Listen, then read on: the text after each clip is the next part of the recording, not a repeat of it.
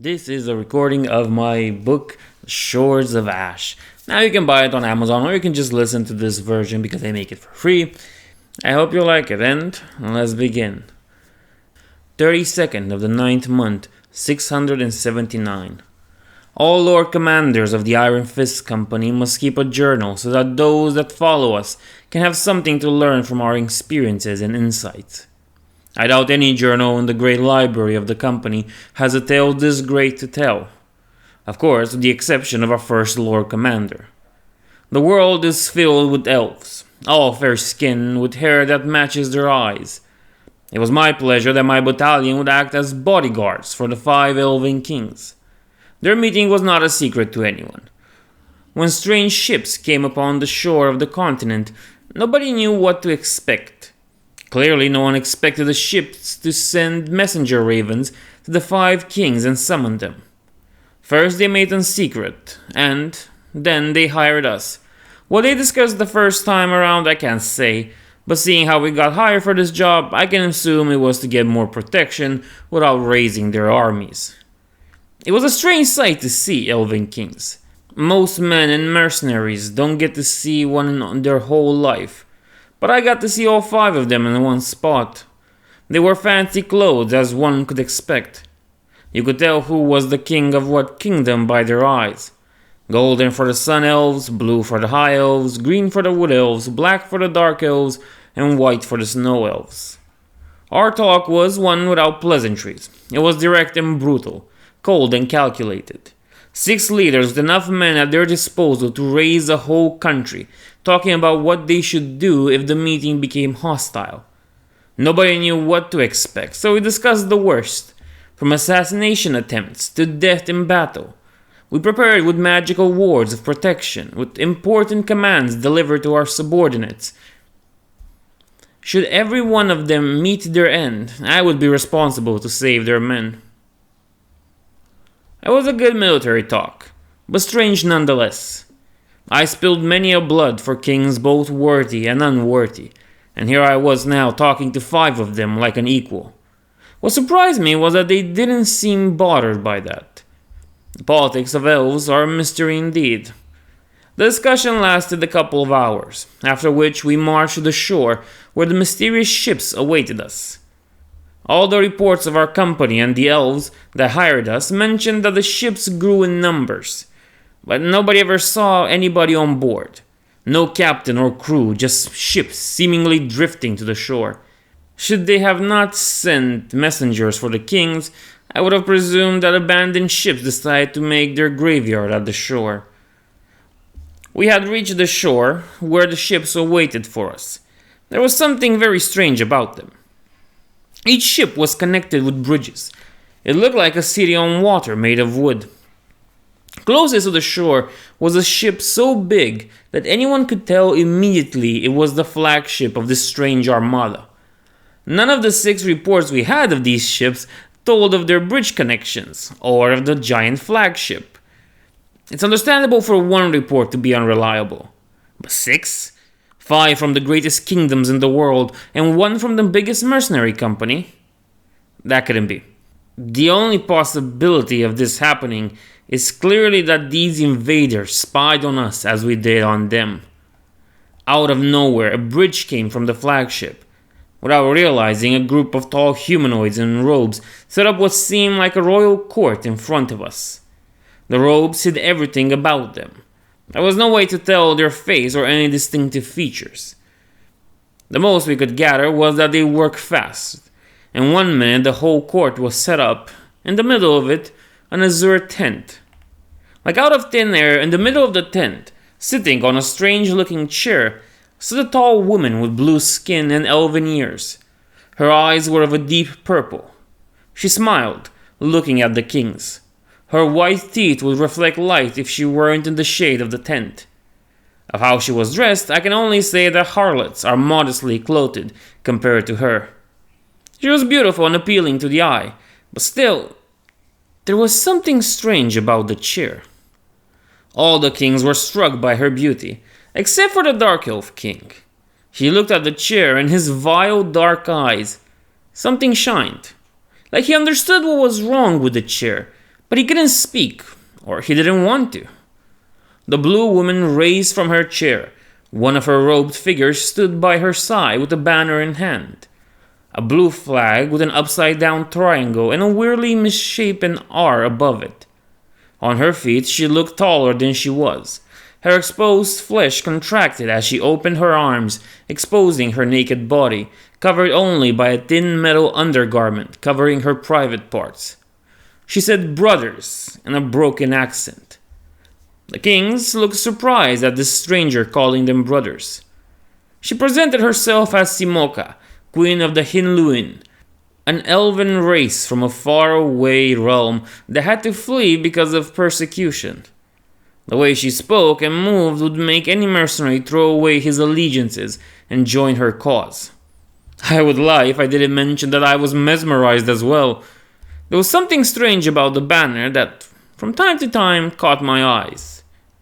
During her tale of how they had to endure the tortures of their oppressors, the Dark Elf King seemed to smile. Of all races on this earth, there isn't one more evil than the Dark Elves. So it was to no one's surprise that their king would smile when he heard of the misfortunes of the Hinluin. In my mind, there was no doubt that hearing of how they died by forks and curses excited the king more than the woman telling the story. Apparently, Simoka found in an ancient scroll of their kin overseas. She came here in hope of refuge for her and her people. I looked at the Dark Elf King again, and our eyes met. The pale dark-eyed king whispers something that would have been lost under the pleas of the Blue Queen, if he wouldn't have sent the words through magic. Look at the chair and the banner closely, he said. As she moved and pleaded, I stared at the chair.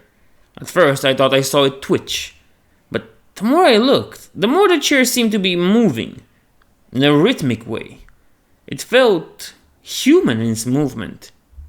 I could feel my muscle tense up and the hair on my body stand straight at the thought. The Dark Elf King smirked arrogantly.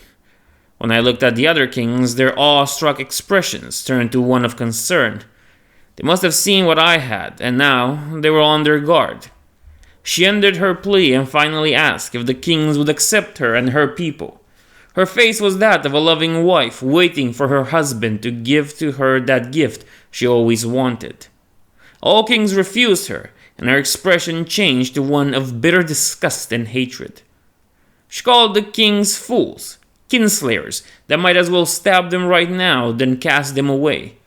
Yet none of the kings were convinced.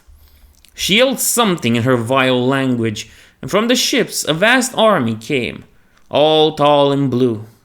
Humans, mutated and tortured, came first, their war cries more like screams of agony.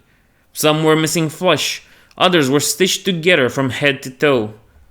Some of their human experiments were flailed humans, somehow still alive to charge at us. Coming towards me, I saw what looked like a woman with an open wound on her stomach. From there, a huge rope extended, and the woman-looking thing dragged with her a man with an elongated head and an expression that would make a simpleton look like a genius. The most normal sight was two human torsos, a man and a woman stitched together and walking on 3 legs. The first wave was a disgusting display of torture, a testament to the vileness of this race that hides the ugliness of their soul with the beauty of their body. These abominations that they created had an aura around them that made it easy to see with the open eye that even their souls were twisted and tortured. The Dark Elf King laughed and madly attacked using great balls of fire to incinerate the abominations. The rest of the men there killed the tortured with ease. Their empty hands were nothing to our weapons and magic. The human slaves fell easily, and the queen was in shock. Clearly, she expected us to break. But war had shown many of us frightening sights. This would be just another one for men like me and my own battalion. When the Blue Elves came, they came with spears and swords, but they lacked the armor that we had. Despite that, their strikes were powerful.